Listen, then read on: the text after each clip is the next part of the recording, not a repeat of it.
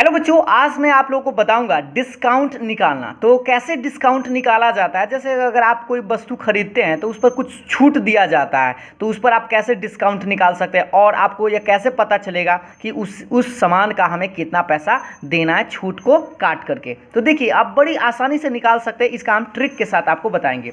तो सबसे पहले मान लीजिए कि आपके पास एक छोटा सा उदाहरण कि 999 रुपया का कोई एक वस्तु बिक रहा है, सामान आपको खरीदना है और उस पर जो है ना 20% छूट दे रहा है। तो आप क्या करेंगे, पहले 20% छूट निकालेंगे, उसके बाद इसमें से घटाकर निकालेंगे। उससे अच्छा है कि आप डायरेक्ट क्या कीजिए, आप जानते हैं कि 100% आपका पूरा होता है, ठीक है। तो 100% में वो 20% छूट दे रहा है, तो 20% को आप घटा लीजिए तो कितना आएगा 80%, यानी कि आप डायरेक्ट इसका 80% निकाल दीजिएगा, वही आपका आंसर आएगा। तो आप ऐसे निकाल सकते हैं 999 का 80%, ठीक है। 80% मतलब 80/100 आप ऐसे कर दीजिएगा और आप देख लीजिए एगो शून्य से एगो शून्य कट गया। तो अब आप क्या कीजिएगा, इसमें आपको 8 से गुना करना होगा। तो गुना तो आप लोग को आता ही है, चलिए गुना करके बताते हैं। 9 8 72, 72 के 2 हासिल 7, और फिर 9 8 72 और 7 79 के 9 हासिल फिर 7, और 9 8 72 और 7 79, ये वाला आंसर, ठीक है। और लेकिन अभी भी बटा में 10 बचा हुआ है, तो बटा में आप 10 लिखेंगे।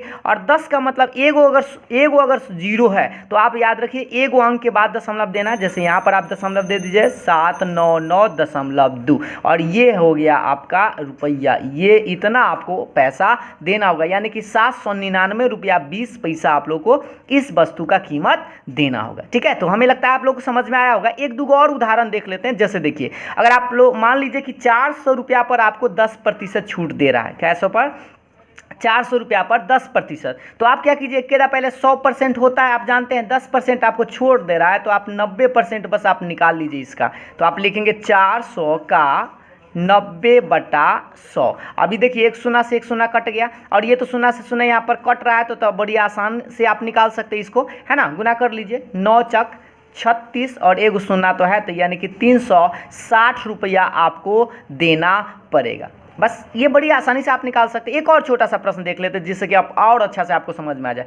500 पर 30% दे रहा था, आप जानते हैं 100% आप रहता पूरा, 100% में 30% वो छूट दे रहा था, 30 हटा लीजिए तो कितना बचेगा, 70% वो आपसे पैसा लेगा। तो 500 का 70% हटाएंगे तो बटा में 100, अब काट दीजिए, एक शून्य से एक शून्य, एक शून्य से एक शून्य, आप इसको गुना करके लिख दीजिए। तो 7 पचे 35 और एक शून्य तो है ही है, 350 रुपया आपको देना पड़ेगा। तो इस तरह से हमें लगता है कि आप बड़ी आसानी से डिस्काउंट निकाल सकते हैं। तो एक छोटा सा प्रश्न भी हम आप लोगों से पूछ लेते हैं कि 499 रुपया अगर उसका कोई मूल्य है वस्तु का, तो आपको अगर इसमें 20% छूट देता है तो आपको बताना है इस वस्तु का कीमत कितना होगा। इसका आंसर आप हमें कमेंट करके ज़रूर बताएंगे। और वीडियो अगर आप लोगों को अच्छा लगा हो, समझ में आया हो, तो लाइक शेयर ज़रूर करिएगा। Thank you.